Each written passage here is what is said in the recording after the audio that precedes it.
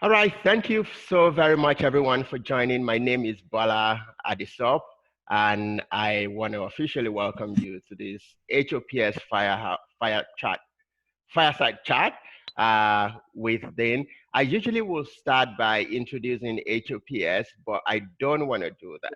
I want Dean to go straight into it.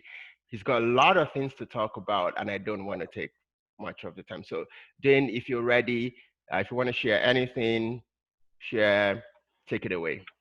All right, awesome. Thank you so much, Bola. And thank you so much, everyone, for joining in, and a pleasure to meet everyone. So for those of you who don't know me, I'll just do a quick introduction before I get into my presentation. So my name is Dean Kulewaara, and so I've been working in the IT recruitment space, specifically in IT, for about a total of 8 years. So my first 4 years was more so running my own recruitment business, and the most recent 4 years has been working for other staffing agencies, everything from small-sized agencies to large-sized agencies. In the IT space, I've been recruiting for technical roles in terms of developers, programmers, systems administrators, network administrators. On the non-technical side, project managers, business analysts, and of the sorts. And again, I made placements at companies ranging from startups and small-sized companies all the way up to large-size, multinational companies. So, and the reason why I mentioned this is, well, firstly, I definitely want to connect with those of you in IT, but also because this wide range of, various types of organizations and companies that I have made placements for really contributes to my ability to speak about really practical, actionable recruitment, interviewing, job search tips and advice, because it's based on various different types of scenarios, different types of hiring managers, different types of personalities, different types of companies, and all that kind of stuff. So my what I want to share with you is definitely based on that, and also based on my experience working as a sales professional. And what you'll notice if you follow me on LinkedIn is my advice is very much a proactive approach, similar to that taken by someone working in sales or someone working a sales cycle. So I always talk about the similarities between the two. So without further ado, I definitely wanted to get into my presentation. So I do have a PowerPoint here. So I will be sharing my screen. So if you just give me a few seconds, I'll get that started. So if someone can just confirm that they can see my screen, you can just give me a heads up. It's still trying to come up. Now we can see. Is there? Okay, perfect. Okay, excellent, everyone. All right, thank you. So let's get this started. So what I'm going to be speaking about is, conducting your job search. I'm going to be speaking about things pretty much from end to end. And just before we go ahead, I'll just give you an idea about the agenda today. So I'll first be speaking about the purpose of your resume, okay? Like a lot of misunderstanding out there regarding what the actual purpose of the resume is. So we're going to be speaking about that. And next, I'm going to be speaking about all the various job search channels available to you. I'm going to be getting into what do organizations look for, right? And this is, again, based on my experience working on a variety of different recruitment cycles in different organizations. I'm going to be speaking about how to treat your interviews. So I know this will be very valuable. Bola mentioned that I believe 2 of the attendees have interviews on Friday, and they're tuning in. So I definitely wanted to give you a great perspective on interviews and how you can go in and prepare to win those interviews. And I'm going to be speaking about adapting to current market conditions. Now, obviously, given the current situation with COVID-19, there's been a lot of changes in the marketplace.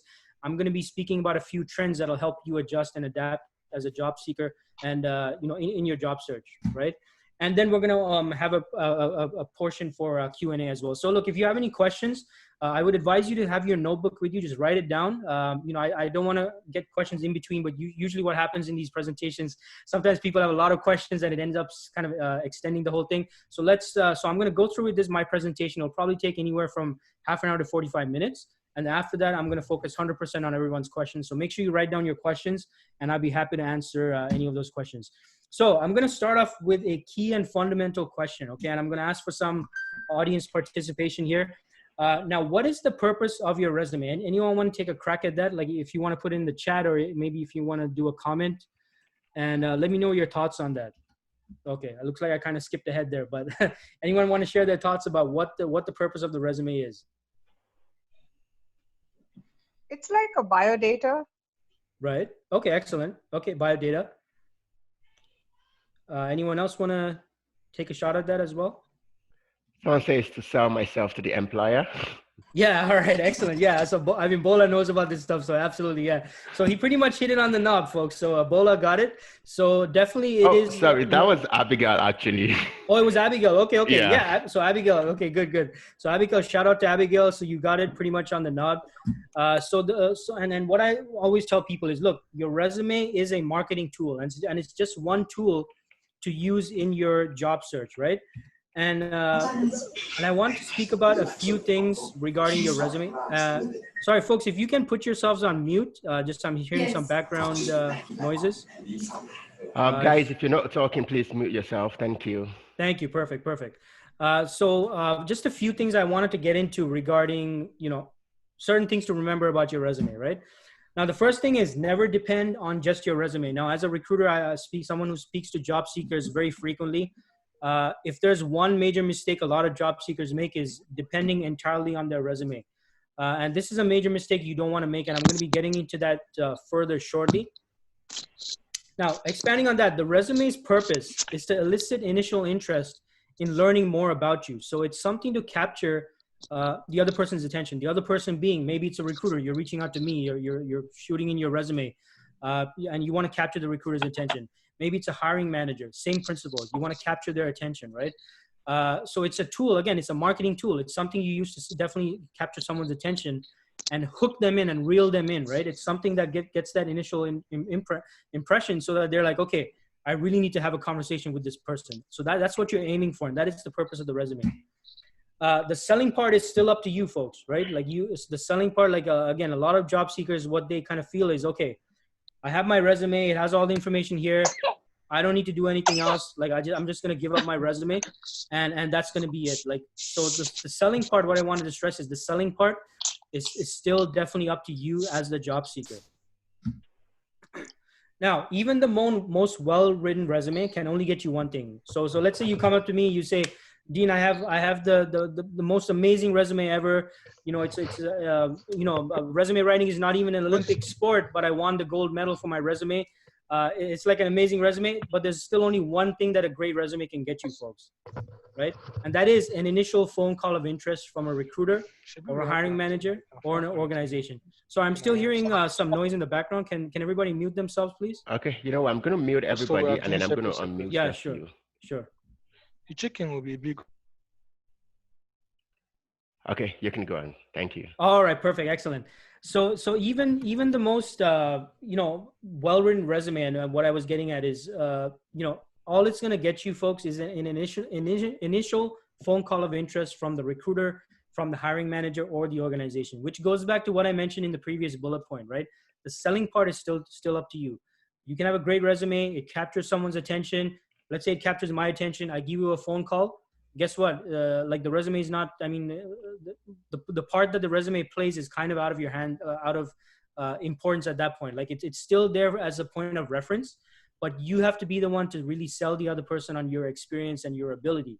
The resume did its part in getting attention, but now it's your job to show the other person why they want to continue the conversation with you and call you in for an interview. So always keep that in mind, everyone. The best resume, all it's going to get you is an initial phone call of interest, but it's not going to get you the job. Like in my time in recruitment, I've never heard a hiring manager say, yeah, you know what? We're going to hire this person because they had a great resume. Like, no, it never happens. Like the resume caught their attention. The resume made them want to reach out to you and have a conversation with you, but it's up to you. It's up to you to get yourself the job. So keep that in mind. Always keep that in mind. A great resume is going to get you a phone call, but it's not going to get you a job. Always remember that. Very important. So again, going back to what I was saying before, think of your resume as a marketing brochure, right?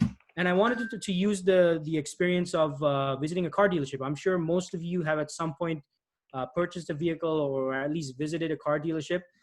Now imagine going into a dealership, right? Or think about your last visit at a dealership. What happens? Does the salesperson come up to you? Do they say, hey, Bola, welcome to our dealership. Hey, here's our brochure. And walk away. Does that happen? They don't walk away. Absolutely not, right? They don't just hand you a brochure and walk away. But a lot of you are doing that with your resume. You're just depending entirely on your resume. And what the salesperson does, however, at the car dealership, they certainly give you the brochure. They give you a marketing brochure or whatever pamphlet or flyer.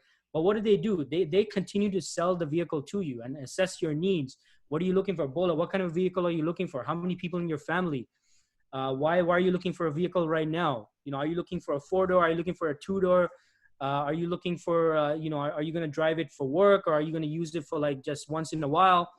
They're going to be asking those questions. And then based on that, they're going to be selling Bola on the vehicle, but they will certainly refer to the brochure. And now the analogy I'm using here, folks, is think of the brochure at the car dealership as your resume.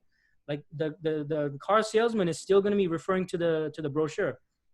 Bola might say, well, what's the, what's the engine type on this? And they'll say, oh yeah. And then the salesperson would say, oh yeah, Bola.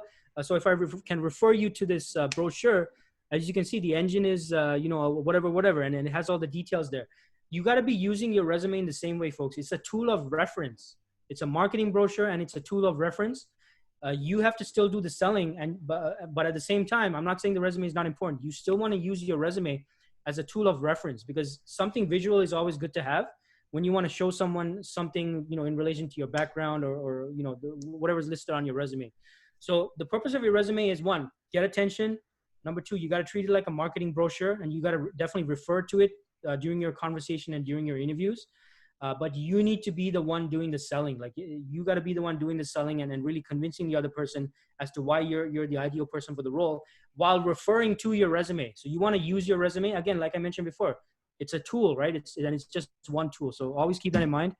And like I mentioned, you want to use it to assist yourself in selling others on your value. And it should capture attention. It should definitely capture attention. So I'm not saying your resume is not important. Certainly not. And a lot of resumes out there and I see a lot of resumes, being a recruiter, right? A lot of resumes, and what you want to avoid is you do not want your resume to read like a job description.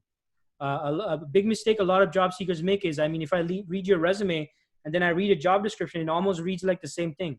A lot of you are only listing your tasks, your duties, and your responsibilities, when your experience is much more rich than that. You have much more richer experience than that. You have achieved results. You have saved money for companies. You have increased efficiency at companies. You have reduced turnaround time in processes at companies. You have increased revenue at companies. Those are the things that really capture attention, folks. And instead you're focusing on, yeah, I did this, my day-to-day tasks were this and this and this, and I did this. That's great, which is great. You definitely want to mention that. But what you want to show is the impact. What impact did you have on the organization, right? And all of you, each and every one of you, I'm pretty sure, have made some kind of an impact at whatever organization you've been at. And you show that impact by mentioning those metrics, those numbers, dollar amount saved, profits increased, ROI, time reduced, efficiencies increased, percentages, all of that stuff. So that's the stuff you really want to mention on your resume, which a lot of you are not mentioning. So always keep that in mind. When you're reading over your resume, take an objective look, or get a family member, get a friend to look at it and ask them, hey, does my resume read like a job description? Does it capture your attention? Give me your honest feedback. And get that feedback, because look, if it reads like a raw job description, your resume is not going to stand out. So this bullet point is very, very important, folks. The one the final one that you see up here. So be sure to mention accomplishments, results, impact, metrics, results, ROI. Use numbers. Always quantify your accomplishments and your achievements, right? And be able to show that. So always keep that in mind in relation to your resume.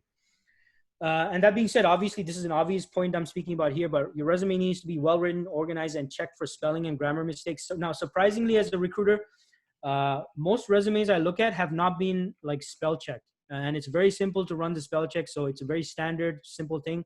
Just run the spell check on most of you are probably using Microsoft Word. If you're converting into PDF, do the spell check before then, because look, there are some people out there, they're not going to care much about your spelling and grammar mistakes. And then there's others out there that are extremely unfair, and that they're like, okay, this person made a spelling mistake, so I'm not even going to give them an opportunity to speak with me. Now, for me personally, I'm not hard on people for making grammar and spelling mistakes, because you know what? Things happen, right? And it's easy to forget these things. I don't judge people because, and one of the great things of being an IT recruiter is when you're an IT recruiter, you focus entirely on capability and ability and the achievements and accomplishments and that kind of thing.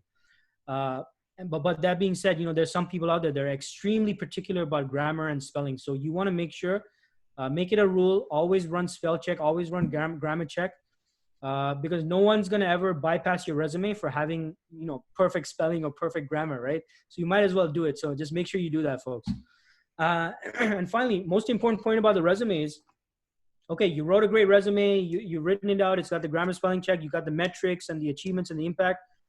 You need to be an expert on your resume, folks. Like a lot of people, the mistake they make at their interviews is they have a great resume, they're going in, but when the hiring manager or the recruiter asks them about their background and they ask about some project that happened like 2-3 years ago, they can't remember the details, right? And then you're stuck at the interview. You're like, oh man, that project was like 3 years ago. Yeah, it's 3 years ago, but guess what? It caught their attention, and you just might have wasted an opportunity to speak about some great project from a few years back that caught their attention and really, had them want you to speak about it. So my advice is be the expert on your resume, right? And going back to that analogy of the marketing brochure, look, the car salesperson at the dealership, they have to be an expert on that brochure, because they, as easy as it is to say, yeah, this is here on the brochure, they themselves need to be an expert. They need to know exactly where everything is, be able to explain everything that's mentioned in the brochure. So that's the exact same way it's got to be with your resume, folks. You have to be an expert on the resume. My advice, if you're at a senior level, refresh yourself on your projects, at least within the past, like I'd say 8 years. Go over each of the projects. Now, I'm not saying go like so deep into everything that you spend hours and hours memorizing stuff. No, what I'm saying is the key aspects of the project you need to familiarize yourself with. Make sure you go over your projects so that at the interview, you're not wasting time trying to remember things, recall things. And that awkward silence that happens, right? So, and it's going to increase your anxiety. Go in prepared. You'll feel much more confident and prepared as well. Now, what's the best way to apply for jobs, right? Now we're moving on from the resume. You submitted the resume and you have your resume prepared. Now you want to apply for jobs. So my advice to this is, look, use every single channel available to you. A lot of people ask me, Dean, what's the best way to apply for jobs? My answer to that is every way possible. So use every channel available to you, right? So you got the job boards, you got Monster, Indeed, Career Builder, right? All those stuff. You've got LinkedIn, you got LinkedIn Jobs. But at the same time, you also want to build your professional brand. Now, I wanted to speak real quick about building professional brand. Now, I could speak about this topic in itself for like maybe an hour or so, but just real quick, all of you are experts in your space. Like, don't think of LinkedIn as just a place where you look for jobs or message other people to ask for jobs, right? That's not the only purpose of LinkedIn. I mean, you could definitely do that, but LinkedIn is like being in like a never-ending professional networking event, if that's the way I can describe it. It's not a short-term play, folks. A lot of you are saying, yeah, I'm going to go on LinkedIn, I'm going to message people and they're going to help me find a job. No, that's not how it works. That will be how it works eventually. But first, you need to be a consistent presence on LinkedIn. You need to develop relationships with others. And most importantly, you need to establish yourself as an expert in the space. All of you joining in here, I'm pretty sure, like I'm not sure, I can't see how many of you are there, but I'm sure all of you are experts in your respective spaces. There's probably business analysts on here. There's probably project managers, maybe software developers.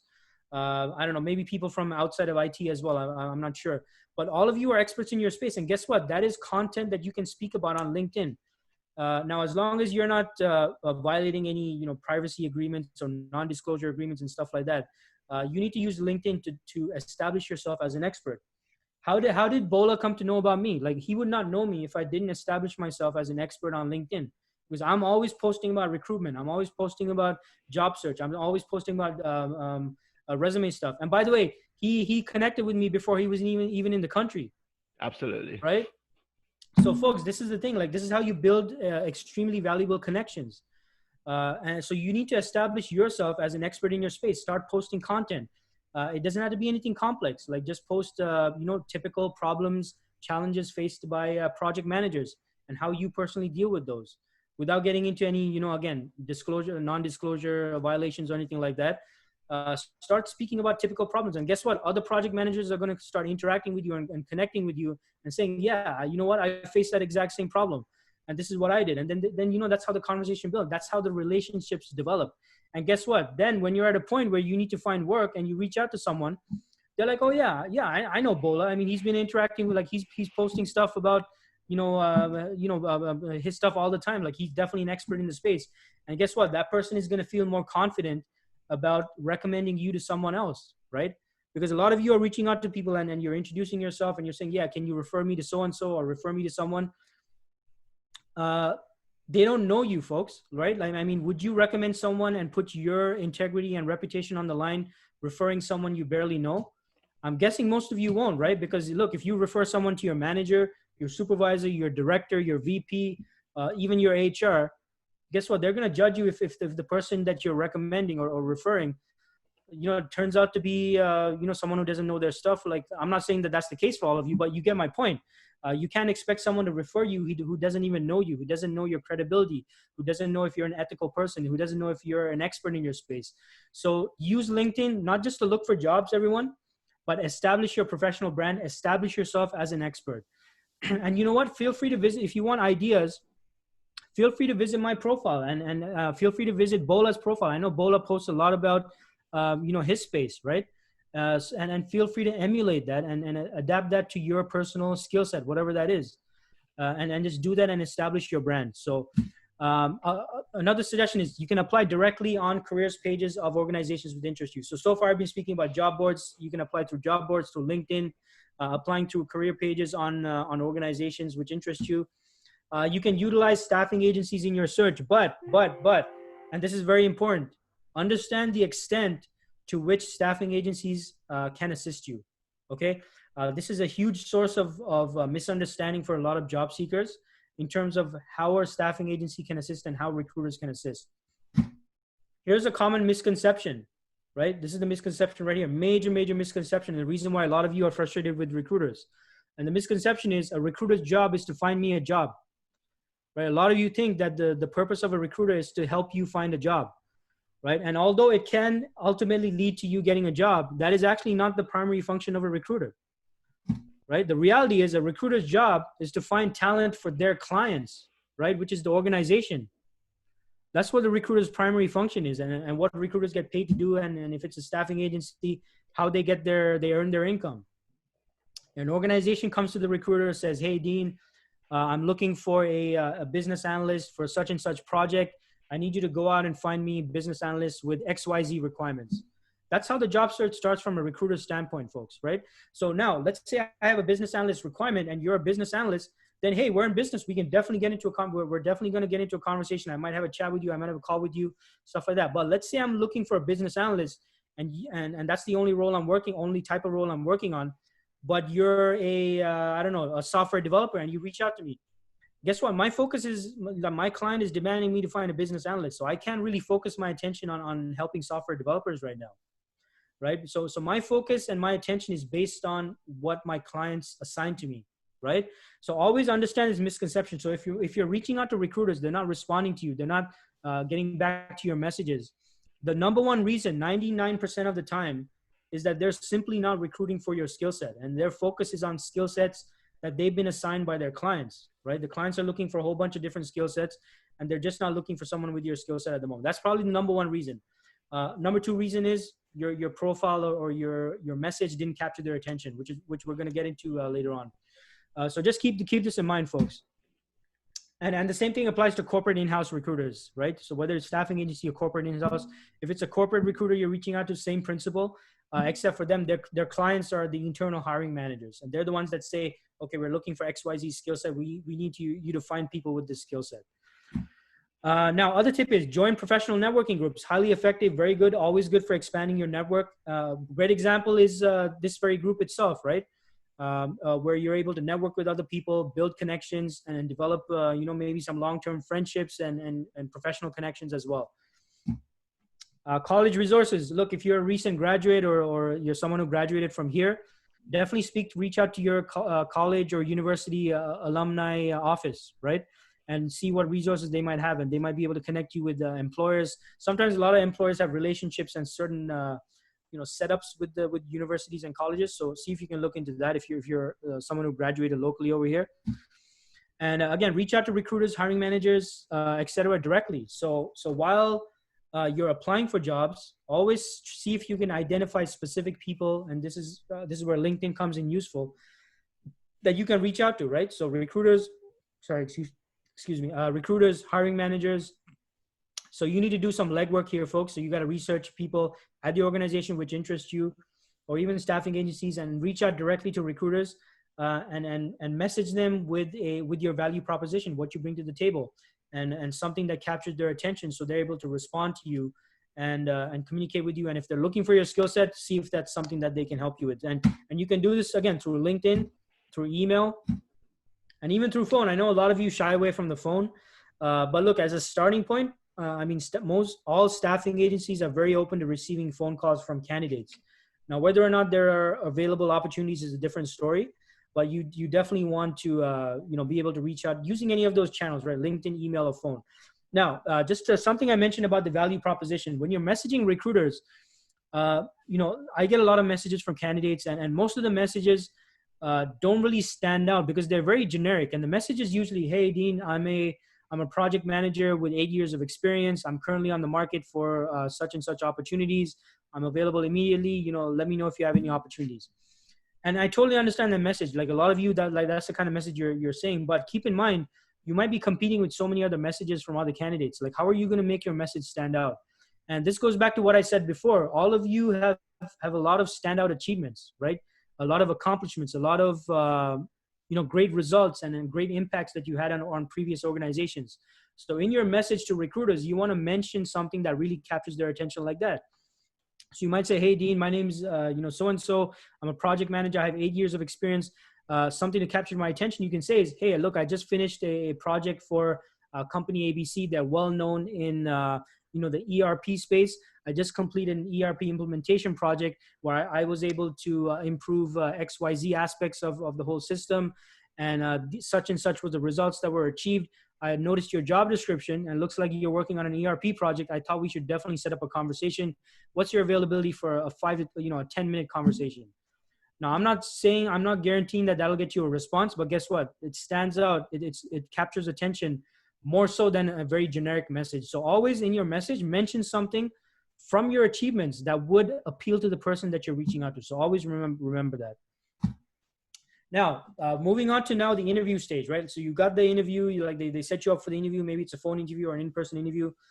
So the question I wanted to ask everyone is, what does every real job opportunity have in common? I see someone raised a hand. What does every real job opportunity have in common? Okay, you can. Yeah, is that Tochi? I think Tochi, I can't see the controls here, so I'm not sure how to work this thing. Yeah, Tochi, okay. Do you want her to say something or to just note it and at the end you can respond? Which one works for you, Dean? Oh, yeah. Well, I thought Tochi wanted to answer this question. What does every real job opportunity have in common? Oh, right. If it's that, if it's another question you have, Tochi, we're going to cover questions at the end. Okay, so I guess I'll move on. All right. So the question is, what does every real job opportunity have in common? Now, this is something I want all of you to pay very extremely close attention to. This is a very important section of this presentation. So moving on, what every position has in common, okay? And it's this, okay? If you're taking notes, you definitely want to write this down. What every position has in common is a problem which needs to get solved by the person hired for the position. So basically, a problem that you need to solve as someone in the position, right? So always keep in mind, whatever position you're aiming for, when you're going for your phone interview, when you have your video interview, after this whole thing settles down, when you start going back into, if you have to go back into in-person interviews, always remember there's a problem that this organization is looking to solve. That's why they're hiring for the position. And your task, and we're going to get into this shortly. I don't want to give any spoilers right now, but what every recruiter, hiring manager, and interviewer is wondering at every interview, how will this person help solve the problem associated with this role? That's what every person, like everything else, folks, is just icing on the cake. You have a great personality. Hey, that's great. You're a fun person, funny. You crack jokes. You like the same sports teams. I don't know. So you like the weather. All that stuff. All that other stuff is like icing on the cake. But the fundamental question, every hiring team, every hiring manager, every recruiter, every interviewer is wondering, how will this person help solve the problem associated with this role? If you can address that, there will be some uncertainty about moving ahead with you. No matter how great you are and funny and nice and all that stuff, And unless it's something they can train you on, and they're not, and even then, if they're not confident that they can train you to solve the problem, it ultimately comes down to solving a problem, right? So always keep this in mind. This is the unspoken question every interviewer has when they're speaking with you. So always remember that, and keeping that in mind will assist you in effectively selling yourself at the interview, right? So you have to have the ability to communicate how you will solve their problem. This is the key and fundamental aspect at your interview, right? When you're attending as an interview, you have to be able to communicate how can you solve the problem, right? What is their problem? If I could simplify the interview, what's the problem? How can you solve the problem? That's it, right? I mean, it's simple, but simple does not does not mean easy, obviously, right? But if I could reduce it to two simple things. That's what an interview is. From your standpoint, you got to figure out what's the problem, how can I help them solve the problem. That's it, right? So it's not really an interview. It's really a sales presentation, and this goes back to what I mentioned before. Why I see such a similarity between a sales cycle and a recruitment cycle, a job search cycle, or an interview cycle. But in order to effectively sell yourself, you need to understand the problem or the pain point first and foremost. This is key, because if you don't understand the problem, how are you going to sell them on the solution, right? Now, I want all of you to think about this, especially those of you, by the way, who are business analysts or project managers, or maybe even software developers, right? Or I guess, you know, any career for that matter. Have you ever gone about solving a problem before first understanding the problem? Right? Think about that. Like, have you ever in your job, in your role, attempted to solve a problem, present a solution, you know, formulate the outline for a project without first understanding the problem and what was trying to be achieved? Probably not. But a lot of people make this mistake in their interviews, where you go in, you're like, oh yeah, my name is, you know, my name is Dean. I got 10 years experience in you know, sales and recruitment, and this is what I do, and this is what I do, and this is what I do. Yeah, that's fine. Maybe that's impressive. But what if it doesn't speak to the problem that the company's experiencing? If you don't speak to the problem, folks, you're not going to capture their attention, no matter how exciting and great your achievements might be. All your achievements might be great, but the ones that are great to them are the ones that speak to their problems. Remember that. That's very key. That's very important. So I'm going to use a bottle of water analogy. Okay, I'm going to show all of you some simple sales 101 right now, right? So I have this simple bottle of water, right? Okay, so one product. Now there's so many ways I can sell this bottle of water to you, right? Let's say you're a health nut, right? Like, you're someone who's always into health and working out and diet and stuff like that. So if I wanted to sell you this bottle of water or whatever this is, I can say, hey, look, hey, Bola, you know, this particular product, it has 0 calories. It's got 0% fat. You know, there's no added you know, preservative. It's all natural flavors. It's going to be great for your health and your workout and all that stuff. That's how I would sell it to someone who's more so focused on health. Now, how would I sell this to someone who's I don't know, maybe someone who's more interested in the actual science of it? I could say, yeah, you know what, Bola, this is actually made out of premium grade plastic. It's really great for storing this water, and the water doesn't go bad. You can store it in the fridge. You can even keep it outside. Nothing bad is going to happen to the water. Like, it's excellent premium grade plastic. Like, no issues with that. That's how I would sell to someone who's interested in that aspect. Now, if I said that to someone who's an environmentalist, they might get pretty pissed off, right? They might get upset. They'd be like, hey, whoa, Dean, like, you're talking about plastic. You're destroying the planet, right? You're polluting the planet. Like, I don't want nothing to do with that water bottle. See, so I sold the wrong aspect of it. If I sold it to someone who was an environmentalist, right? Now, let's say you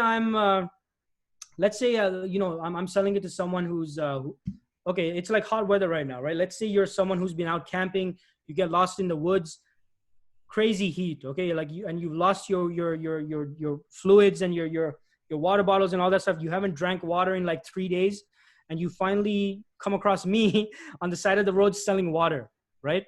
Now, when you come up to me, you're like, oh my God, Dean, I haven't had water in like 3 days. Like, you know, just give me that water. If I start selling you on, oh yeah, you know what? Yeah, you know, just to let you know, this water has 0% calories, 0% fat, and you know, the water quality is, you know, going to be excellent no matter you store it. You're going to be like, Dean, shut up and give me that water. Like, did you not hear me? I haven't had water in 3 days. Just give me that water. I'd pay you know, $100 for it if I had $100 on me. I just need water, right? So same product, folks. This is what the point I'm trying to make. It's the same product. but you gotta adapt. Like how I sell it is dependent on the problem. The first scenario is, the person, Bola is like a health, he's crazy about the health stuff, right? He works out, he exercises, diet. So I sell those aspects. Second scenario was, yeah, Bola is more concerned about the quality of the water and whether it can be stored in the fridge or anywhere outside. So those are the aspects I focused on. Third scenario, Bola's been out in the woods. He got, and he hasn't had water for like 3 days. He just needs some water, right? So in that case, so how you sell yourself, folks, you have to have that understanding of what the pain point is. If you don't understand the pain point, you might not be selling the most relevant aspects of your background, the most relevant aspects of your ability to solve a problem. So this is the importance, and this is what I'm going to get into the next slide. And I hope that analogy was helpful.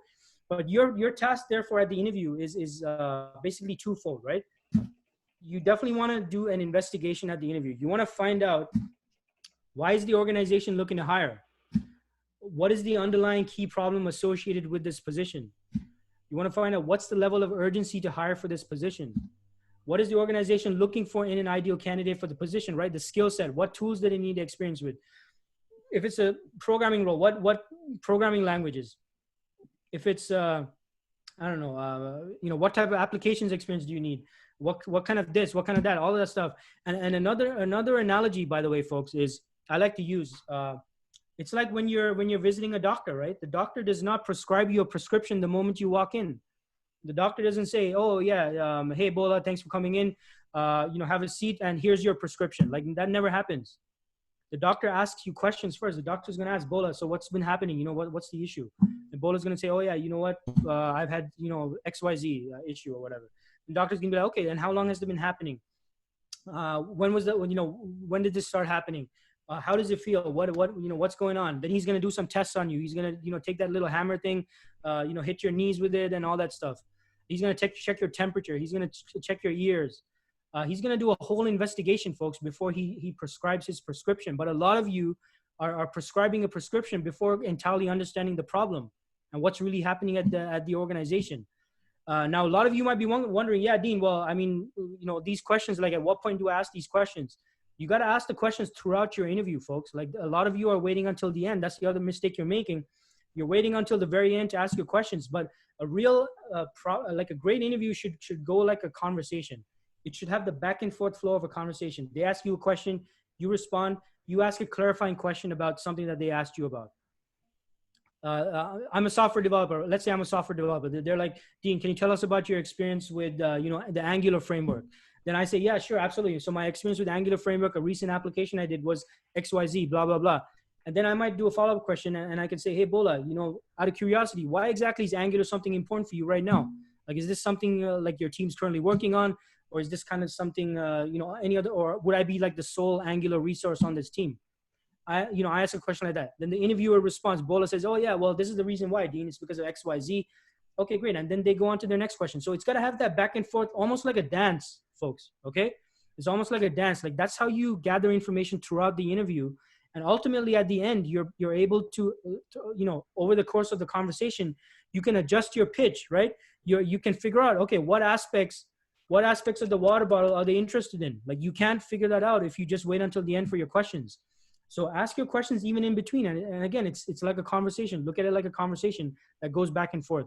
So, and then the next task at the interview is, of course, to sell them on why you are the perfect person for the role. Now, if you don't do the investigation, you can't effectively sell yourself as the perfect person for the role, right? So this is why the importance of asking questions comes into play. So why you're the ideal candidate based on what they're looking for in someone to solve their problem. Highlight the most relevant aspects of your background which speak to the requirements and how you can resolve the problem or help them. So this again connects with the investigation phrase, this part, right? The investigation. If you're not asking questions throughout, you're not going to be most effectively able to highlight the most relevant aspects of your background. And by the way, don't make any assumptions. Do not assume the job description is like the real story. Okay, as a recruiter, I have worked on positions where the hiring team tells me an entirely different skill set from what I see on the resume. I mean like the top 3 skill sets that they require, which are not even mentioned on the resume. So don't assume the resume tells the full story. And this is why it's important to ask questions throughout the conversation. And then finally, you definitely, not finally, but you want to show them the potential ROI that they can get by hiring you as someone who's able to solve this problem, right? And I just want to quickly go through 4 current market trends. I know we're kind of nearing our time, but 4 current market trends I want to speak about. And during your job search, folks, this is like you need to adapt your strategies to the current market conditions, right? And my point here is, look, when circumstances change, adjust your strategy. So 4 current trends impacting recruitment. Okay, and this is from a recruitment standpoint. So number 1 is business continuity. Look, a lot of organizations right now, or over the past few weeks or months, are simply figuring out how to stay in operation, how to survive, how to stay in business. Everything else is not a priority, until that's resolved, including recruitment. Now, the exception, and there's always an exception. The exception is if the role that they're hiring for will help them continue operations and continue staying in business. In those situations, they will be probably recruiting for people with whatever skill set is required to keep the business running and keep them surviving and keep them operating. But for the most part, recruitment has kind of taken a back step, I'd say over the past few weeks, because again, main concern for most businesses is how do we stay in business? How do we not, sink?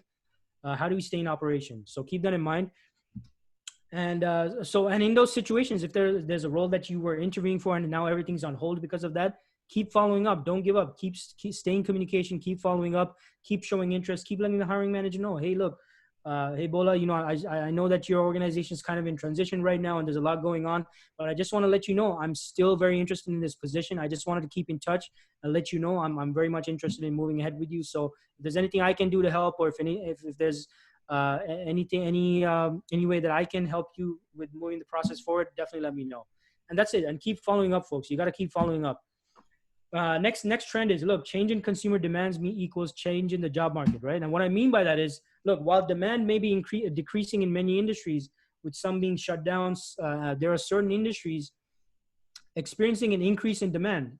So you want to look for opportunity in those parts of the market where there is actually an increase in demand right now. And I put a few examples here. Healthcare, a lot of demand right now still. Supply chain, logistics, food, grocery services and chains, technology, infrastructure, and support services. Like any companies and organizations that are focused in those areas do have opportunities in them. And there might be some other types of industries as well. E-learning is another one that came to mind just now. So that's where you need to do some research, everyone, and find out what parts of the market is experiencing a demand despite some of the hiccups we've been having. And it definitely looks like things are starting to open up again. So these things can change, but you need to keep your eyes on the market and see where all the demand is. And of course, there's the current trend towards video interviews. Obviously, I mean, this is nothing new, but since this whole thing started, everyone's been doing video interviews. So make sure if you haven't already, make sure you have the technology in place and be prepared to have video interviews. And another trend from, as a recruiter that I see is, there's definitely a decrease in full-time opportunities overall. However, there is an increase in contract and temporary staffing opportunities. So if previously you were not that open to full-time, just be open to contracts. And the reason, for the contract demand is simply because of the uncertainty of the situation and also the unknown repercussions, because it's still kind of undetermined, I'd say, as to what kind of an impact this whole COVID thing would have on the economy and on business and on industries and all that stuff. So because of that, for a lot of hiring needs, they're not willing to set aside, a full-time hire, but they're willing to do like a short-term, contract opportunity. So yeah, be open to considering contracts if you weren't so before. And that's pretty much it from my end, folks. So I definitely, I put my website there. So that's where all my social media links are. So I definitely love to connect with all of you. Feel free to connect with me on LinkedIn as well. You can just search me as Dean Kulewaara. So I post regular job search tips, post articles, videos. I have access to LinkedIn Live. So I do weekly live video streams at those dates and times over there. And for those of you in IT, every Tuesday, I usually do a tech talk where I interview experts in the tech space. And we talk about technology and their particular fields. So this is to keep everyone informed about what's going on out there. And I also have my own podcast, which you can find on Anchor.fm, Spotify, Apple Podcasts, which is called Conversations with a Tech Recruiter. But that's it. I hope that information was very helpful for all of you. And I'd be happy to answer any questions or anything else you want to go over, Bola. Right. So thank you so very much, Dean. I know when we were talking, you had a lot of things to talk about, but we had to fit all of that in 1 hour. Yes. But this is really interesting. So you shared a story that I wanted to that I like to corroborate. So I got into the country about 2 years ago. A few weeks before I got in, I just searched on LinkedIn. I was trying to prepare for my landing. I searched on LinkedIn and I connected to Dean. I sent him an email and hey, he responded like, okay, you know what? Not a problem. I think you have an interesting profile. There's really nothing in this line right now, but hey, get in touch with me a few days before you arrive, and it's been roller coaster. I got like 2 or 3 gigs in the space of few weeks after I landed, and I've been Amazing. sort of following me.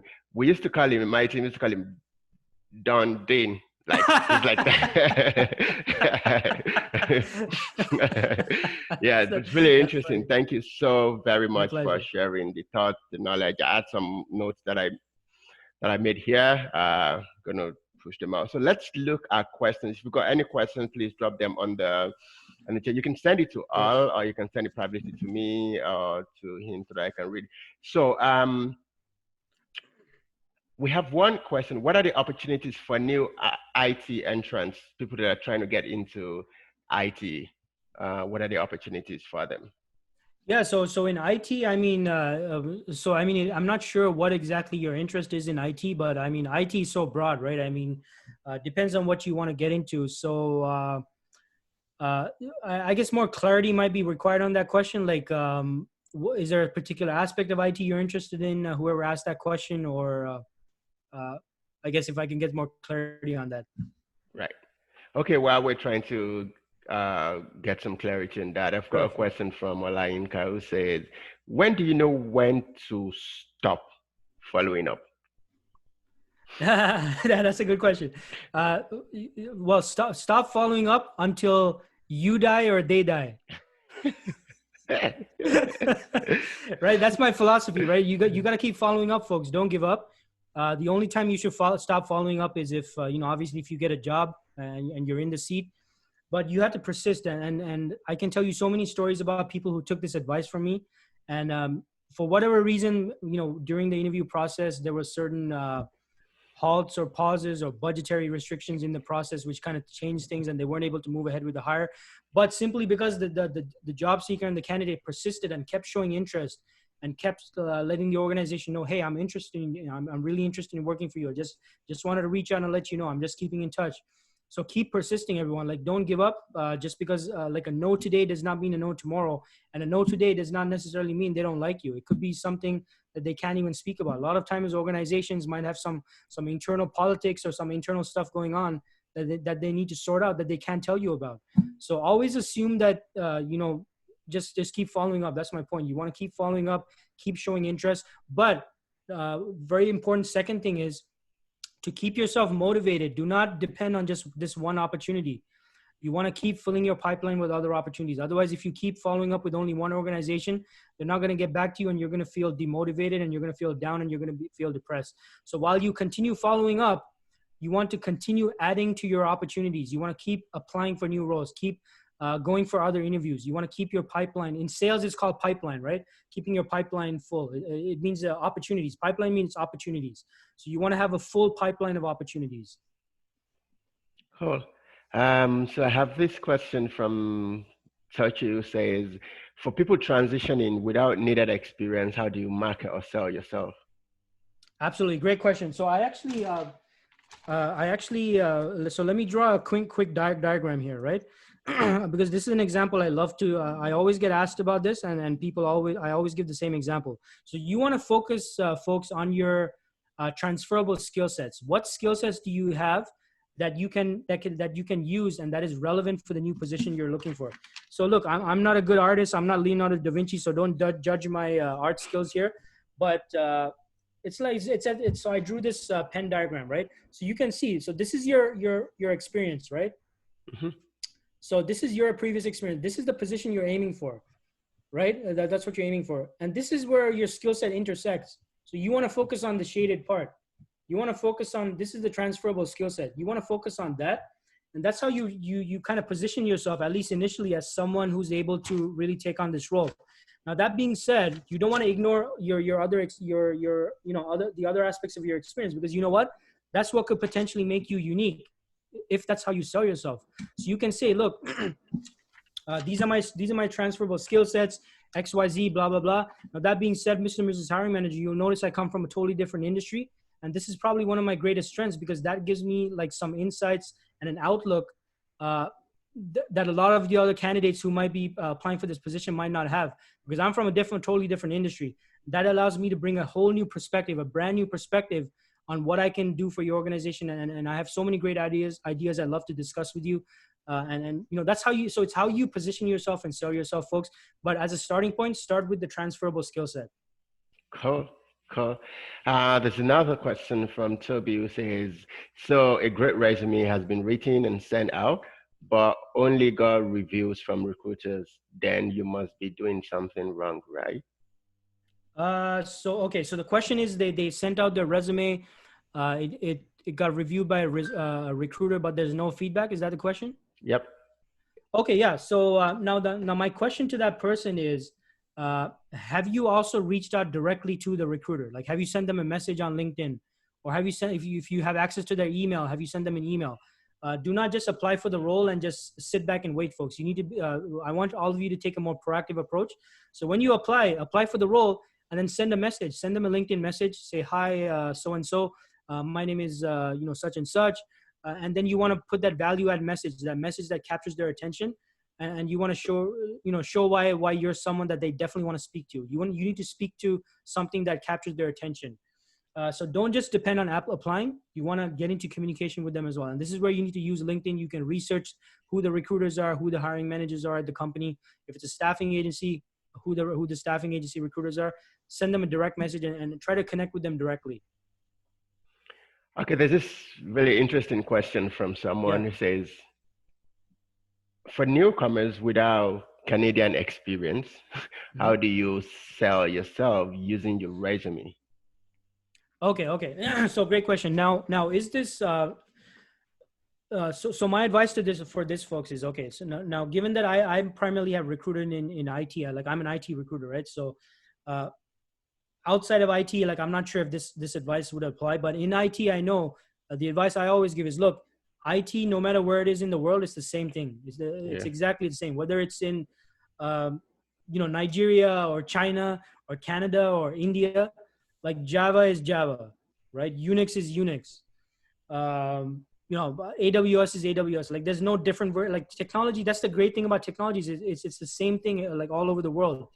So that's what you want to focus on. Like the fact that you're coming from overseas, what you want to focus on is what's the same. Like what's the same, right? The technology is the same. You've been working, the types of projects you've been working on have been the exact type of projects you've been working on over back wherever home you call home.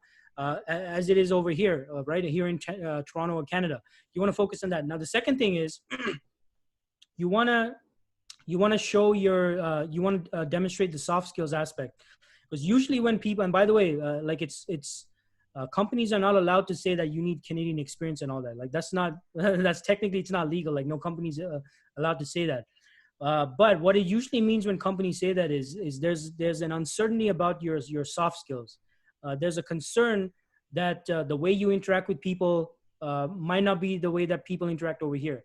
That's the underlying concern, which is still not, it's still, from my perspective, it's not reasonable. Like it doesn't matter because, those soft skill aspects can always be learned, but you want to show your soft skills aspect. And again, the number one thing is you want to focus on the technology. You want to focus on what's the same and what can be transferred over here locally that can be used.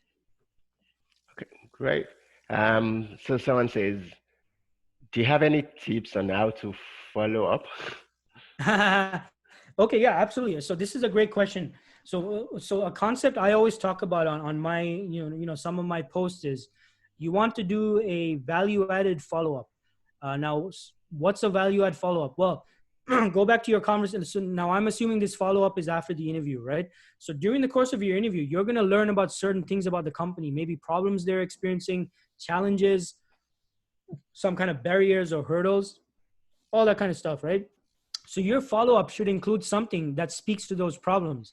Maybe it's an article, maybe it's an event, maybe it's a video on YouTube, maybe it's some suggestion that you yourself had. This will allow you to add. So every time you follow up, you're not just asking them for something, you're giving them something. You're giving something that's of use to that person. If I interview with Bola and I'm after the interview, I'm like, And of course, I do the initial thank you message and all that. But then a few days later, I might email Bola. I'll say, hey Bola, look, I just wanted to, I was just thinking about you. You explained to me you had problem XYZ that we discussed at the interview. I just want to let you know about this cool video I saw on YouTube, like about this guy. He's speaking about problem XYZ. I thought that might be interesting for you to, watch. And hey, by the way, if you want, I had my own thoughts about this video. So let me know if you want to chat about it as well. Shoot that video off the Bola. Then maybe I find a book, right? Like next week I find a book. I'm like, hey Bola, I hope your week's going well. I know I connected with you last week. What did you think about that video? By the way, I just came across this book. I thought this book might be very helpful for you as well, because I know you had issues with problem XYZ. And according to this book, like they talk about this a bit, and it might have some ideas that might be helpful for you and your team. Check it out. And here's the book, or something like that. So this is where you got to think about the other person, folks. I know it's, given your situation, you think about, how do I pay my bills? How do I put food on my table, without a job? And that's totally understandable. But I challenge all of you to switch the position, switch chairs, sit in the other person's chair. Think about what would capture their attention. What would be of value to them? What would help them with their pain points and their problems? And speak to that and use that as value add in your follow-up. Cool. We have 2 more minutes, so probably we'll take one last question. Sure. So someone says, how is this approach, or what do you think about this approach, new to Canada without any experience, but currently trying to get certification like PMP and CBAP? Do you think these certifications will help in landing a job? I see that question is from Tochi. So Tochi, great question, Tochi. Now this depends on the position and the organization, Tochi. So there's no one real answer to this. But I will say this, for most, as a recruiter, most PM, like project management roles that I have recruited on, they definitely do have a preference for people who have PMPs. Right. Now, for the BA roles, I can't say they're as strict about having the CBAP or the other one, which is the IIBA, I believe. Yeah, that's right. I haven't seen clients or organizations that are strict about that. Like I've never had a client say, yeah, Dean, they have to have the CBAP certification or they have to have the IIBA. It's usually an asset. It's definitely an asset, but it's not a requirement. But usually for the PM roles, PMP is usually, I'd say 95% of the time, it's an actual requirement. So you might have to, Tochi, you have to kind of determine what the situation is with the organization. So if their situation is that they really do need someone with PMP, definitely, that's something you would get. If it's a situation where the organization would need the CBAP, then that's something for you to consider as well. So it's kind of depends, but overall, PMP definitely something most PM roles that they look for. CBAP definitely an asset, but I haven't seen it as a solid 100% requirement. Absolutely. Now we are right on the clock. I want to say a very big thank you to Dean. I know we have like a lot of questions, but we can't take them. But hey, guys, you can try as much as possible to connect with him on all the platforms that he's active on. On behalf of myself and my team, we want to say a very, very big thank you to you, Dean. It's been an amazing time, amazing 1 hour. I'm sure a lot of people I've got a lot of value from that. I'm saying thank you, Bola and Dean. Thank you. I'm seeing a lot of people sending messages. Thank you so very much. We're recording this. I'll try and share the recording with the people that attended, and we'll take it up from there.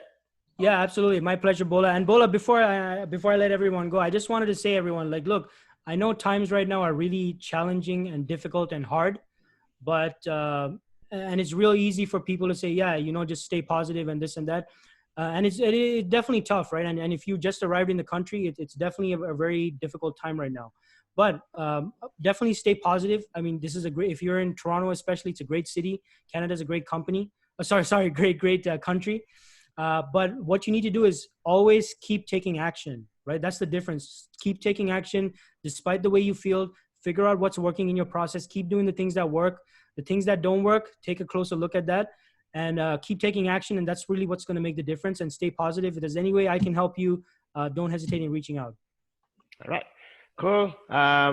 So we're on LinkedIn. I'm on LinkedIn. Dan is on LinkedIn, very active. LinkedIn, you can connect with us. You can also connect with helping other people succeed on LinkedIn.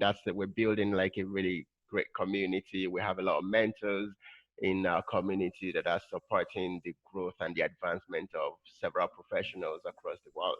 All right, that will be all for this session. Thank you so very much, Dean. Thank you My so very pleasure. much for everyone. Have a good evening. Bye for now. Bye, Bola. Bye, everyone. Bye.